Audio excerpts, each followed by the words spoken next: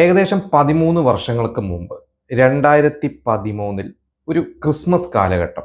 അന്നൊരു 2 സിനിമകൾ തിയേറ്ററിൽ ഇറങ്ങി. അതിലൊന്ന് വളരെ ഹൈപ്പോട് കൂടി വന്നൊരു സിനിമയായിരുന്നു. അന്നത്തെ യുവതാരങ്ങളിലെ ഏറ്റവും ശ്രദ്ധേയനായ ഫഹദ് ഫാസിലും ഹിറ്റ് മേക്കർ കുടുംബ സദസ്സുകളുടെ പ്രിയ സംവിധായകൻ സത്യൻ അന്തിക്കാടും ഒന്നിക്കുന്ന ഇന്ത്യൻ പ്രണയകഥ. പിന്നെ ജിത്തു ജോസഫ് മോഹൻലാൽ കൂട്ടുകെട്ടിലെ ഒരു സിനിമ. ജിത്തു ജോസഫ് അന്ന് ഹിറ്റുകൾ കൊടുത്ത സംവിധായകൻ തന്നെയാണ്. അതേ വർഷം തന്നെ മെമ്മറീസ് എന്ന സിനിമ, അതിന് മുമ്പത്തെ വർഷം മൈ ബോസ്, പിന്നെ അതിനു മുമ്പത്തെ വർഷം മമ്മി ആൻഡ് മീ, അങ്ങനെ അടുപ്പിച്ച് കുറച്ച് ഹിറ്റുകൾ കൊടുത്തിട്ടുള്ള ഒരു സംവിധായകനാണ്. പക്ഷേ മോഹൻലാലിൻ്റെതായ ചില സിനിമകൾ ആ വർഷം റിലീസായത് അത്ര വലിയ വിജയമല്ലായിരുന്നു. അതിൽ ലോക്പാൽ എന്നൊരു cinema, ladies and gentleman, red wine, ഇങ്ങനെ കുറച്ച് സിനിമകളൊക്കെ റിലീസായതൊന്നും അങ്ങനെ തിയേറ്ററിൽ വലിയൊരു ചലനമൊന്നും സൃഷ്ടിക്കാതെ അല്ലെങ്കിൽ ഒരു ബ്ലോക്ക് ബസ്റ്റർ ഒന്നും ആവാതെ പോയ ഒരു സമയത്താണ് ഈ ഒരു സിനിമ അന്ന് തിയേറ്ററുകളിലേക്ക് എത്തുന്നത്. ദൃശ്യം, അതാണ് ആ സിനിമ.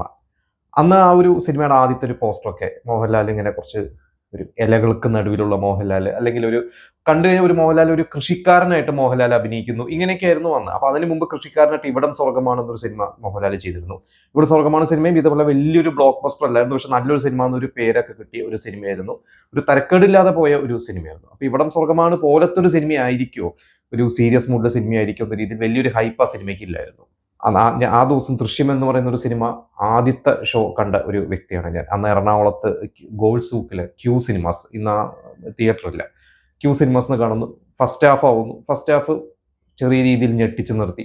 പക്ഷെ ഇനിയിപ്പോൾ സെക്കൻഡ് ഹാഫ് എന്താവും എന്ന രീതിയിലൊക്കെ ഇങ്ങനെ ഇരുന്നിരുന്ന് നമ്മളെ എല്ലാവരെയും ഞെട്ടിച്ചുകൊണ്ട് ആദ്യ ഷോ കഴിഞ്ഞപ്പോൾ തന്നെ തിയേറ്ററിൽ ആദ്യത്തെ ഷോ, ആ സിനിമ കഴിഞ്ഞ് എൻഡ് ക്രെഡിറ്റ്സ് കാണിക്കുമ്പോൾ ഒരു കയ്യടിയും കാര്യങ്ങളൊക്കെ ആയിരുന്നു. പിന്നീട് നമുക്കറിയാം ദൃശ്യം എന്നൊരു സിനിമ എവിടെ എത്തി എന്നുള്ളതാണ്.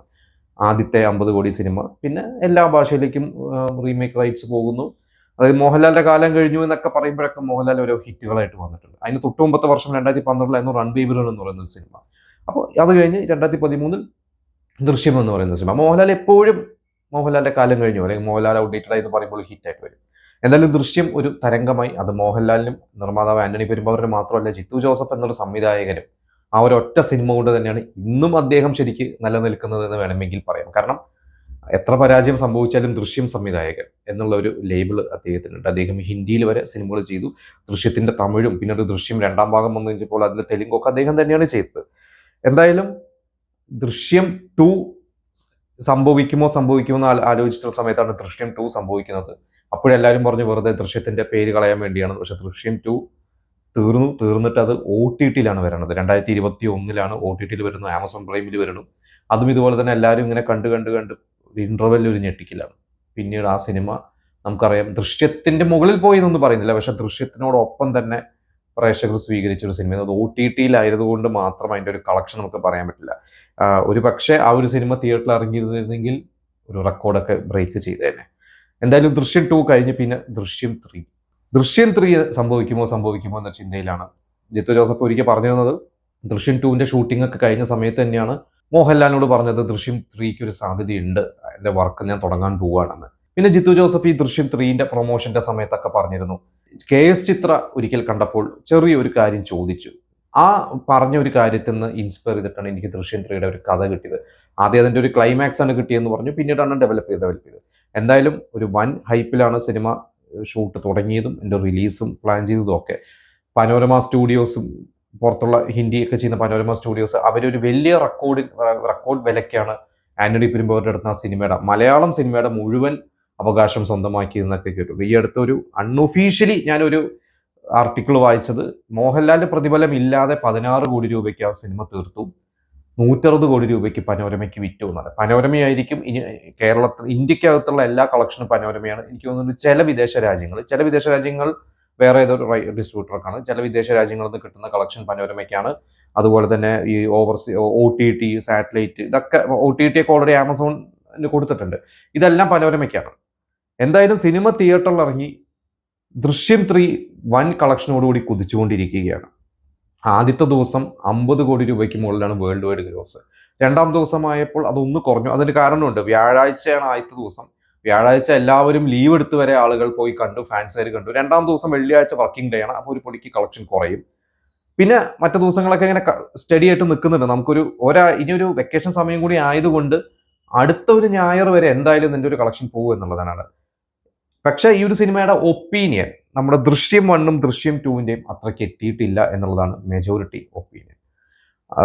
ഒരു വെറുതെ ഒരു സിനിമ ചെയ്യാൻ വേണ്ടി ജിത്തു ജോസഫ് ചെയ്തു, അതായത് ഒരു ലാഭം ഉണ്ടാക്കാൻ വേണ്ടി ആന്റണി പെരുമ്പാവൂരും ജിത്തു ജോസഫിന്റെയും ഒരു ഇതായിരുന്നു എന്ന് പറയുന്നവരുണ്ട്. എന്നാൽ അതല്ല, ഫാമിലി ഓഡിയൻസ് എല്ലാം സ്വീകരിച്ചിരിക്കുന്നത്. ഇപ്പോഴും ഫാമിലി ഓഡിയൻസ് ആണ് കൂടുതൽ ആ സിനിമ സ്വീകരിച്ചിരിക്കുന്നത്. പ്രത്യേകിച്ച് അതിന്റെ അവസാനത്തെ ഒരു 20 മിനിറ്റ് ഒക്കെ ഫാമിലി ഓഡിയൻസിനാണ് കൂടുതൽ ഇമോഷണൽ ആയിട്ട് കണക്ട് ആയിരിക്കുന്നത്.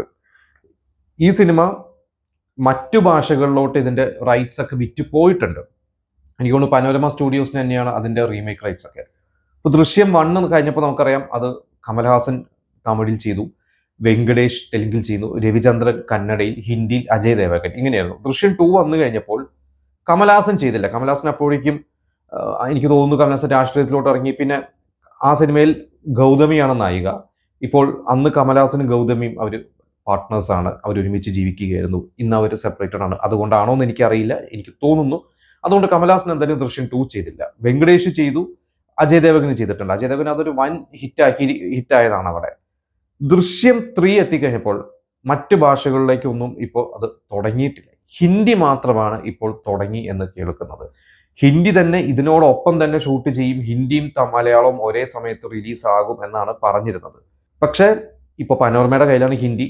പല ചർച്ചകൾ കേൾക്കുന്നത് ഇത് റിലീസിന് മുമ്പും ചർച്ചയുണ്ടായിരുന്നു. റിലീസിന് മുമ്പ് ഉണ്ടായിരുന്ന ഒരു ചർച്ച ഇതിന്റെ ക്ലൈമാക്സ് അല്ലെങ്കിൽ ഈ ഒരു സിനിമയുടെ സെക്കൻഡ് ഹാഫും കാര്യങ്ങളും ഹിന്ദിയിൽ വർക്കാവില്ല എന്ന് അവിടുത്തെ മേക്കേഴ്സിന് തോന്നി, അല്ലെങ്കിൽ അജയ് ദേവഗൻ ഉൾപ്പെടെയുള്ളവർക്ക് അത് വായിച്ചിട്ട് അവർക്ക് തോന്നി. ജിത്തു ജോസഫ് തന്നെ പറഞ്ഞിരുന്നു പ്രസ് മീറ്റിന്, ദൃശ്യം 3യുടെ പ്രൊമോഷൻ സമയത്ത്, ഇത് മലയാളത്തിൽ വർക്കാവുന്ന ഒരു സംഭവമാണ്, ഇത് ഹിന്ദിയിൽ അവിടെ വർക്കാവില്ല എന്ന് അവർ തോന്നിയത് കാരണം അവരത് റീവർക്ക് ചെയ്യുകയാണ് എന്ന രീതിയിൽ ഒരു ഹിന്ദി ജിത്തു ജോസഫ് പറഞ്ഞത്. ഇപ്പോൾ ഈ സിനിമ കണ്ട ശേഷവും പല ആളുകളും പറയുന്നത് ശരിയാണ്, ഇതിന്റെ സ്ക്രിപ്റ്റിൽ ഒരു കെട്ടുറപ്പ് പോരാ. ജിത്തു ജോസഫിന്റെ മുൻ സിനിമകൾ പോലെ അല്ലെങ്കിൽ ദൃശ്യം 1ഉം 2ഉം പോലെ ഒരു കെട്ടുറപ്പ് പോരാ. എന്തായാലും ഹിന്ദിയിൽ ഇതേ സ്ക്രിപ്റ്റ് എടുത്ത് വെച്ച് കഴിഞ്ഞാൽ അവിടെ വിജയമാവില്ല. അതുകൊണ്ട് തന്നെ അവരിത് റീവർക്ക് ചെയ്യുകയാണ് എന്നാണ് അൺഒഫീഷ്യൽ ആയിട്ടുള്ള അറിവുകൾ. എന്തായാലും ദൃശ്യം 3 പലതരത്തിലുള്ള ഒപ്പീനിയൻ വന്നുകൊണ്ടിരിക്കുന്നുണ്ട്. പക്ഷെ ഇതിൽ നിന്ന് നമ്മൾ മനസ്സിലാക്കേണ്ട ചില കാര്യങ്ങളുണ്ട്. എനിക്ക് അതും കൂടി നിങ്ങളടുത്ത് ഷെയർ ചെയ്യണം തോന്നി. കാരണം ജിത്തു ജോസഫ്, മോഹൻലാൽ, ആന്റണി പെരുമ്പാവൂർ, ദൃശ്യം ഇതൊരു ബ്രാൻഡാണ്. മോഹൻലാൽ എന്ന ഒരു ബ്രാൻഡിൽ ഉപരി ദൃശ്യം എന്ന് പറയുന്ന ഒരു ബ്രാൻഡ്. മോഹൻലാലിന്റെ ഒരു പേര് മാത്രമായിരുന്നെങ്കിൽ മോഹൻലാലിന്റെ എല്ലാ സിനിമയും വിജയിക്കേണ്ടതാണ്. പക്ഷെ ദൃശ്യത്തിന് പ്രേക്ഷകർ കൊടുത്തിരിക്കുന്ന ഒരു എന്താ പറയുക, അവരുടെ ഒരു ഫ്രീഡം എന്നാണോ എന്താണ് പറയേണ്ടതെന്ന് എനിക്കറിയില്ല, കറക്റ്റ് വാക്ക് എനിക്ക് കിട്ടുന്നില്ല. പ്രേക്ഷകർ അവർ ഇത് കൊടുത്ത് ദൃശ്യമല്ലേ ഞങ്ങളുടെ സ്വന്തമാണ്, അതായത് ജോർജ് കുട്ടിയും കുടുംബമൊക്കെ ഞങ്ങളുടെയാണ് എന്ന് മലയാളികൾക്ക് ഒരു അവരുടെ മനസ്സിലുണ്ട്. ഈ ഒരു സിനിമ കാണുമ്പോഴും ജിത്തു ജോസഫ് പല സീനുകളും ഒരു കണ്ടിന്യൂഷൻ തന്നെയാണ് സിനിമകളുടെ. ജിത്തു ജോസഫിനും കുറച്ച് ഫ്രീഡം ഉണ്ട്. കാരണം ദൃശ്യം 1ഉം 2ഉം പ്രേക്ഷകരുടെ മനസ്സിലിരിക്കുകയാണ്. ഇനി ഈ കഥാപാത്രങ്ങളെ പരിചയപ്പെടുത്തണ്ട. ഇത് ഞാൻ പറഞ്ഞ ഒരു സ്ക്രിപ്റ്റ് റൈറ്റിങ്ങിന്റെ ഒരു ടെക്നിക്കും കൂടിയാണ്. ഓൾറെഡി ഈ കഥാപാത്രങ്ങൾ മനസ്സിൽ പ്രേക്ഷകർ ഉള്ളതുകൊണ്ട് ഈ കഥാപാത്രങ്ങളെ കഥാപരിസരങ്ങളെ രജിസ്റ്റർ ആക്കേണ്ട കാര്യമില്ല. ദൃശ്യം 1ന്റെയും 2ന്റെയും കഥ പ്രേക്ഷകരുടെ മനസ്സിലുണ്ട്. അതിന്റെ ഒരു ഷോർട്ട് ഒരു സമ്മറി പോലെ ഈ സിനിമയുടെ ടൈറ്റിൽ കാണിച്ചു പോയിട്ടുണ്ട്. അതുകൊണ്ട് ദൃശ്യം 3യുടെ കഥ ഞാൻ അങ്ങോട്ട് പറഞ്ഞു പോയാൽ മതി. ജിത്തു ജോസഫിന്റെ മനസ്സിലുള്ളത് വേറെ ഒരു എസ്റ്റാബ്ലിഷ്മെന്റിന്റെ കാര്യങ്ങളില്ല.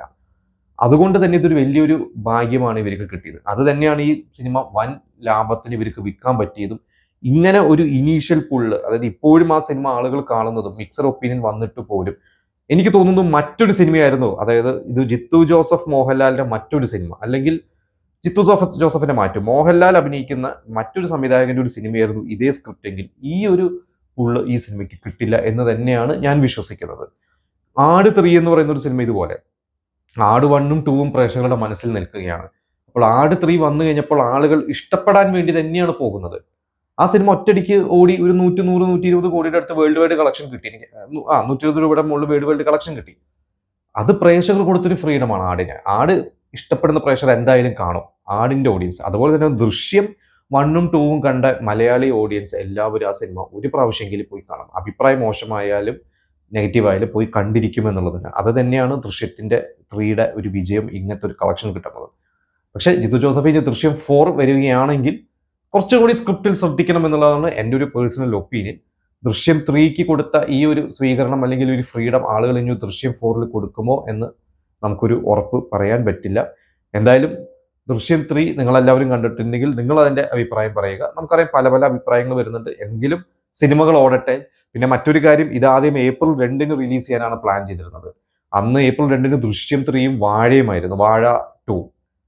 പക്ഷേ അന്ന് ഈ യുദ്ധത്തിന്റെ കാര്യങ്ങൾ സാഹചര്യങ്ങൾ കാരണം ഒന്ന് തള്ളുകയാണെന്ന് പറഞ്ഞ് പിന്നീട് മെയ് 21 അവർ റിലീസ് ദൃശ്യം 3 വെച്ചത്. എനിക്ക് തോന്നുന്നു അത് നന്നായി. ഒരു പക്ഷേ ദൃശ്യം 3 വാഴയും ഒരു ദിവസം ഇറങ്ങിയിരുന്നെങ്കിൽ 2 സിനിമയ്ക്കും തിയേറ്റേഴ്സ് സ്പ്ലിറ്റായി പോയേനെ. ഇത് വാഴയ്ക്ക് നന്നായി തിയേറ്റേഴ്സ് കിട്ടി.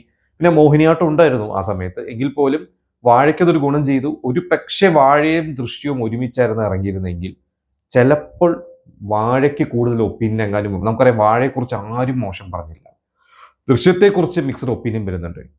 അപ്പോൾ ദൃശ്യവും വാഴയും ഒരുമിച്ചായിരുന്നെങ്കിൽ ചിലപ്പോൾ ദൃശ്യത്തിൻ്റെ കളക്ഷനെയും അതൊന്ന് ബാധിച്ചേനെ എന്ന് എനിക്കിപ്പോൾ തോന്നുന്നു. നിങ്ങളുടെ അഭിപ്രായം പറയാം. എന്തായാലും ദൃശ്യം 3 കാണാത്തവർ എന്തായാലും ഒന്ന് പോയി കാണുക. ജോർജ് കുട്ടിയൊക്കെ നമ്മുടെ ആരോ ഒരാൾ പോലെയാണ് മലയാളികൾക്ക് ഇപ്പോൾ. അപ്പോൾ ജോർജ് കുട്ടിക്ക് എന്ത് സംഭവിച്ചു എന്നുള്ളത് ഇപ്പോൾ ആളുകൾ എൻ്റെ സസ്പെൻസ് മറ്റു കാര്യങ്ങളൊക്കെ ട്രോള് വഴിയൊക്കെ വരുന്നുണ്ട്. അതൊക്കെ വളരെ മോശം കാര്യങ്ങളാണ്. അപ്പോൾ ഒന്നും അറിയാതെ നിങ്ങളെ സിനിമ പോയി കാണുക. എന്നിട്ട് നിങ്ങളുടെ അഭിപ്രായങ്ങൾ നമുക്ക് രേഖപ്പെടുത്തുക.